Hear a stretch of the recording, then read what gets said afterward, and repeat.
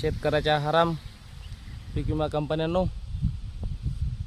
तुम्ही सोयाबीन बाकी शेतमालाच्या ज्या पीक विम्याच्या ज्या ट्रिगरच्या हिशोबाने जे नियमात बसत होती ते तुम्ही सगळे रद्द केलेले आहे आणि तुम्ही पीक आपले प्रयोग याच्या आधारावर तुम्ही शेतकऱ्याला पीक विमा देणार आहे।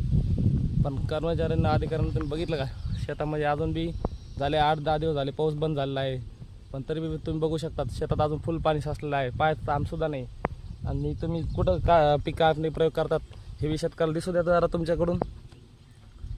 करणार तर कुठं काय आहे बघा शेतकऱ्यांना तुम्ही बघा हे निव्वळ आहे, याच्यात काय हे कसे निव्वळ तुमचे येडे सोंग चालू आहेत।